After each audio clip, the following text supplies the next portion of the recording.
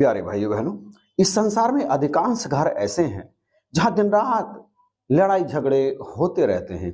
कलह कलेश जहां स्थायी रूप से बस गया है, बीमारियां उस घर को छोड़ती ही नहीं। सदा एक दूसरे सदस्यों में मनमुटाव बना रहता है। सुख शांति को वे जानते ही नहीं और ना ही उस स्थान पर जाते हैं जहां पहुंच करके उनके जीवन की दिशा ही बदल जाए। वो स्थान तो सत्संग है ना, जहां पहुंचने के बाद सभी के घरों में तीनों प्रकार के सुख आने आरंभ हो जाते हैं, दैहिक, दैविक और भौतिक। सत्संग तो समस्त सुखों की खान है ना, परंतु बावजूद इसके वे कभी सत्संग में जाते ही नहीं हैं। जानते हैं क्यों? वे सत्संग में क्यों नहीं जाते? वे सत्संग में इसलिए नहीं जाते क्योंकि उन्हें सत्संग की महत्ता ही पता नहीं है। और सत्संग की महत्ता उन्हें क्यों पता नहीं है?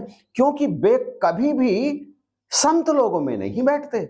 उनके घर में आपको रामचरितमानस, गीता जैसे ग्रंथ बिल्कुल भी नहीं मिलेंगे जिनमें सत्संग की महिमा का वर्णन होता है, मौजूद है। ना ही वो कभी कबीर की वाणी को पढ़ करके देखते हैं, ना रैदास की वाणी को पढ़ करके देखते हैं।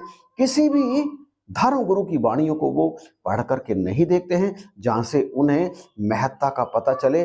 सत्संग का वेद और पुराणों की, वेद और उपनिषदों की, वेद और ब्राह्मण ग्रंथों की तो बात ही छोड़िए, उनके तो उन्होंने कभी दर्शन ही नहीं किए होंगे। और जब ऐसा है, वे अपने धर्म ग्रंथों को नहीं पढ़ते, तो फिर उन्हें सत्संग की महत्ता का पता क्या होगा? इसी कारण वे सत्संग में नहीं जाते। ग्रंथ कहते हैं, जगत मोह फांसी अजर, कटे न आन उपाय, जो नित सत्संगत करत सहज मुक्त हो जाए। यह संसार मोहरूपी ऐसी फांसी है जिसमें कभी जंग नहीं लगता।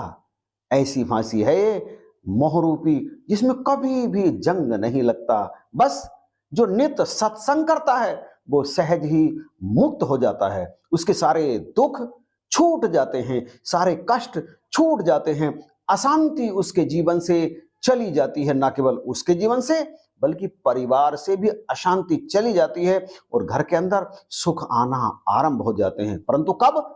जब वह नित्य प्रति सत्संग करता है। आप यदि सत्संग नहीं करते तो भूल जाइए कि आपके घर में रहने वाला दुख यहां से चला जाएगा, अशांति चली जाएगी। ना, बिल्कुल भी नहीं जाएगी। सत्संग के प्रभाव को देखिए। तुलसीदास जी कहते हैं, तात स्वर्ग अपवर्ग सुख, धरिये तुला इक अंग, ताल न तो ही सकल मिली, जो सुख लब सत्संग।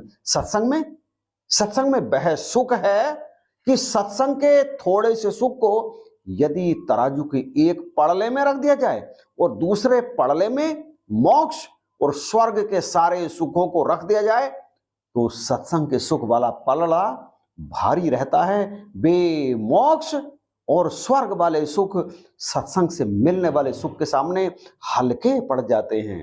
आप जानते हैं सत्संग में ये शक्ति आती कहां से है? सत्संग में ये शक्ति कहीं से आती नहीं है, बल्कि सत्संग में ये शक्ति सदा विराजमान रहती है।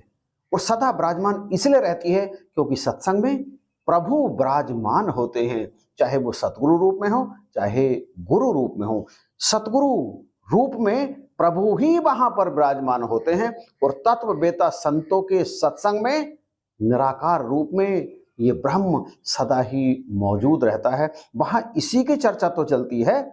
जब इसकी चर्चा चलती है तो यहीं से वो समस्त सुख उत्पन्न होने आरंभ हो जाते हैं। जिस क्षण ब्रह्म ज्ञान प्राप्त करके जिज्ञासु भक्त एक क्षण का भी सत्संग कर लेता है तो उसके जीवन में पहले हुए करोड़ों अपराध नष्ट हो जाते हैं। तुलसीदास जी कहते हैं, सत्संग की आधी घड़ी, आधी से पुनि आध, अर्थात एक चौथाई घड़ी का भी सत्संग कर लिया जाए तो उसका फल क्या होता है? तुलसी संगत साधकी कटे कोटि अपराध। करोड़ों अपराध कट जाते हैं, समाप्त हो जाते हैं जब सत्संग में पहुंचकर ब्रह्म ज्ञान प्राप्त करने के बाद एक चौथाई घड़ी का सत्संग भी यदि कर लेता है एक श्रद्धालु, जिज्ञासु, ब्रह्मज्ञानी भक्त। आपको पता है ना कि जैसे ही हम सिमरन करने बैठते हैं तुरंत परमात्मा की छवि सामने आ जाती है, ब्रह्म उपस्थित हो जाते हैं। और ब्रह्म हमारे सामने उपस्थित है तो भक्त और भगवान में कोई ज्यादा दूरी नहीं रहती, परंतु बावजूद इसके सिमरन से बहुत गुना अधिक फलदायक और कार्य सिद्धि करने वाला यदि किसी को बताया गया है तो वो केवल और केवल सत्संग को बताया गया है। कहा है सत्संग की आधी घड़ी सिमरन बरस 50, वर्षा बरसे एक पल, रहट 12 मास। जैसे एक पल की वर्षा जितना पानी बरसा देती है ना, वो 12 महीने चलने वाला रहट भी उतना पानी नहीं दे सकता, उत्पन्न नहीं कर सकता। ठीक इसी तरह से सिमरन यदि आप 50 वर्षों तक भी करते चले जाएं तब भी वो उतना फल आपको प्रदान नहीं कर सकता जितना फल आपको आधी घड़ी का सत्संग प्रदान कर देता है। और जानते हैं इसके पीछे कारण क्या है? इसके पीछे कारण यह है कि हमारे अंदर जो विवेक की कमी होती है, एक आम संसारी व्यक्ति के अंदर यह निर्णय लेने की क्षमता उतनी नहीं हो पाती जितनी क्षमता एक सत्संगी व्यक्ति के अंदर होती है, जो पूरी तरह से सत्संग से जुड़ चुका होता है। वो इसलिए क्योंकि सत्संग से विवेक प्राप्त होता है, अच्छे और बुरे में अंतर करना आ जाता है। इस संसार में तमाम गलत काम करने वाले लोग मौजूद हैं, परंतु विवेक की कमी होने के कारण उन्हें वही बुरे काम अच्छे लगते हैं। जानते हैं क्यों? क्योंकि उनके अंदर विवेक जागृत नहीं होता है, विवेक की कमी होती है। और ये विवेक की कमी इसलिए होती है क्योंकि उन्होंने कभी जिंदगी में सत्संग की तरफ अपने कदम बढ़ाए ही नहीं होते। विवेक किनके अंदर होता है? विवेक उनके अंदर होता है जो सत्संग से प्यार करते हैं, सत्संग में जाते हैं। बिन सत्संग विवेक ना होई, राम कृपा बिन सुलभ ना सोई। और सत्संग किसकी कृपा से मिलता है? सत्संग मिलता है प्रभु की कृपा से। प्रभु की कृपा के बिना आपको सत्संग नहीं प्राप्त होता है। और आपको प्रभु की कृपा कैसे प्राप्त होती है उसके बारे में भी हमें जानना बहुत जरूरी है। राम कृपा तभी होती है जब आप सत्संग में जाना आरंभ कर देते हैं, अर्थात राम की कृपा और सत्संग दोनों एक दूसरे के पूरक हैं। राम कथा के सोई अधिकारी, सत्संग में क्या होती है? राम कथा ही तो होती है। तो यहां पर कहा है तुलसीदास जी ने कि राम कथा के सोई अधिकारी जाको सत्संगत अति प्यारी, जो सत्संगत से प्रेम करते हैं। सत्संगत कौन है? सत्संगत है सत्संग में जाने वाले भाई और बहन, जो उनसे प्रेम करते हैं उन्हें सत्संग में जाने का मौका मिलता है। और जिन्हें सत्संग में जाने का मौका मिलता है उन पर प्रभु की कृपा बरसती है। और जब प्रभु की कृपा बरसनी आरंभ हो जाती है तो जीवन में सुख, शांति, सब कुछ आना आरंभ हो जाता है। घर से रोग, दोष, सब गलत चीजें पलायन करना आरंभ कर देती हैं और सुख शांति घर के अंदर आना आरंभ हो जाती है। क्योंकि जैसे जैसे भाई बहन सत्संग में जाना आरंभ होते हैं उन्हें विवेक के कारण सुमति आनी आरंभ हो जाती है और कुमति उनकी दूर होनी आरंभ हो जाती है। और तुलसीदास जी फिर स्पष्ट करते हैं कि जहां सुमति तहां संपत्ति नाना, जहां कुमति तहां विपत निधाना। जहां सुमति है, सुमति अर्थात आपकी मति में प्रभु की, आपकी मति में आपके गुरु की मति शामिल हो जाती है, वहां फिर नाना प्रकार के सुख आना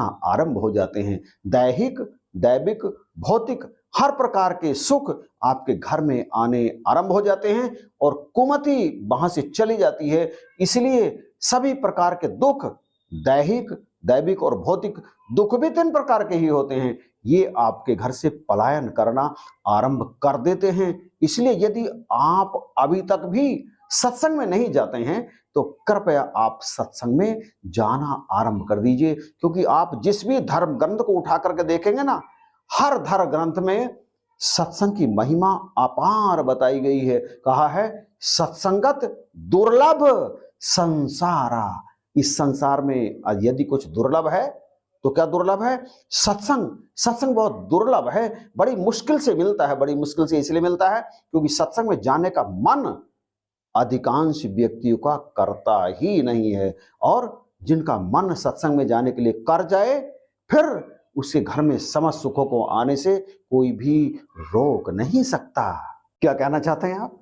आपके संतान भी है, बहुत धन भी है, आपकी पत्नी भी है, सब आज्ञाकारी हैं, और इसके बावजूद फिर आप सत्संग में क्यों जाएं? क्या आप यह कहना चाहते हैं, अरे भाई, सुत, दारा और लक्ष्मी पापी के भी होए, संत समागम हरि कथा तुलसी दुर्लभ दोए। ये जो आप सोच रहे हैं ना, ये तो पापियों के घर भी होते हैं। पापियों के घर भी पुत्र होते हैं, धन दौलत भी होती है, और दुनिया भी तमाम सुख भी होते हैं, परंतु उन्हें कभी दुर्लभ सत्संग अथवा परमेश्वर की चर्चा सुनने के लिए नहीं मिलती। उनका मन उन सब में लगता ही नहीं, क्योंकि वो तो पाप में पहले ही लगा हुआ होता है। आपको ये चीज प्राप्त हो रही है तो इसे अपना परम सौभाग्य समझ करके आप स्वीकार करें, सत्संग में जाएं। समय का बहाना बिल्कुल भी ना करें कि आपके पास समय नहीं है, क्योंकि जब मौत आती है ना, तो ना जाने कहां से अपने आप ही समय आना आरंभ हो जाता है। आप खाली खाली से हो जाते हैं, और जब बुढ़ापे में बूढ़ापा आ जाता है, तो उस समय जब व्यक्ति का शरीर काम नहीं करता, तो तमाम काम तो तब भी होते हैं, आप नहीं, कोई और करने वाला होता है। इसलिए सत्संग के दुर्लभ क्षण को आप अपने हाथ से जाने ना दें। संसार के सारे कर्म करते हुए आप नित्य प्रति सत्संग जरूर करें। केवल आप ही सत्संग में जा सकते हैं, सभी के लिए सत्संग नहीं होता। ना कीड़ा जा सकता है सत्संग में, ना मकोड़ा जा सकता है, पशु पक्षी जलचर नभचर ये सत्संग में नहीं जा सकते, केवल आप, क्योंकि आप मनुष्य हैं। सत्संग आपके लिए है, आप ही सत्संग में जा सकते हैं। राम भजन की बेला है, सत्संग में राम भजन होता है, राम कथा होती है। राम भजन की बेला है, अब राम भजन की बेला है, लाख टके से हाथ न आवे, मानस जन्म सुहेला है। ना कोई संगी ना कोई साथी, उड़ जाएगा हंस अकेला रे। यह जग जान मुसाफिर खाना, गुरु रहे ना चेला रे। हर कोई जाएगा, गुरु भी जाएगा, चेला भी जाएगा। ये राम भजन की भेला, ये बेला केवल और केवल आपके लिए है। इसको प्राप्त करने के बाद में यदि इस मनुष्य जीवन का मोल नहीं डाला, तो फिर मनुष्य जीवन व्यर्थ ही चला जाएगा। सत्संग में जाने से लोक भी सुखी होता है, परलोक भी सुहेला होता है। आपके घर में सुख आता है, शांति आती है, सहमति आती है, समृद्धि आती है, रोग दोष दूर चले जाते हैं। तो फिर क्या सत्संग घाटे का सौदा है? बिल्कुल भी नहीं। सत्संग सदा ही लाभ का सौदा है, और लाभ हमें जरूर कमाना चाहिए। जब बड़े बड़े दुष्ट, बड़े बड़े कुकृत्य करने वाले हत्यारे भी सत्संग में जाकर के साधु बन जाते हैं, तो फिर आप तो पहले ही पवित्र हैं। 60 सुधरहि सत संगत पाई, पारस परस कुदहात सुहाई। जिस तरह से पारस का संग करने से लोहा भी कुंदन बन जाता है, ठीक उसी तरह से आप भी सत्संग करने से बिल्कुल परम सुख को प्राप्त कर लेंगे। आपके अंदर के विकार, आपके अंदर की दुर्भावनाएं, आपके अंदर की गलत भावनाएं स्वतः ही नष्ट हो जाएंगी, और आप पवित्र हो जाएंगे। फिर आप अपने आप से भी प्रेम करेंगे, अपने परिवार से भी प्रेम करेंगे, और परमात्मा की हर रचना से प्रेम करेंगे। फिर पड़ जाएगा आपके जीवन का मोल। तो सत्संग में जरूर चाहिए यदि सारे सुख प्राप्त करने हैं। तो कैसा लगा ये वीडियो? इसके बारे में, सत्संग की महिमा के बारे में जान करके आपके अंदर जो भी उद्गार उत्पन्न हुए हों, कमेंट में बताइएगा जरूर। और यदि ये थोड़ा सा भी आपको अच्छा लगा है तो प्लीज आप इसे शेयर कर दीजिएगा। चैनल पर यदि नए हैं तो इसे अभी सब्सक्राइब करना बिल्कुल भी मत भूलें, अभी सब्सक्राइब कर लीजिए प्लीज। इन्हीं शब्दों के साथ आप सभी को जय हिंद, नमस्कार और प्यार भरी धन्यवाद।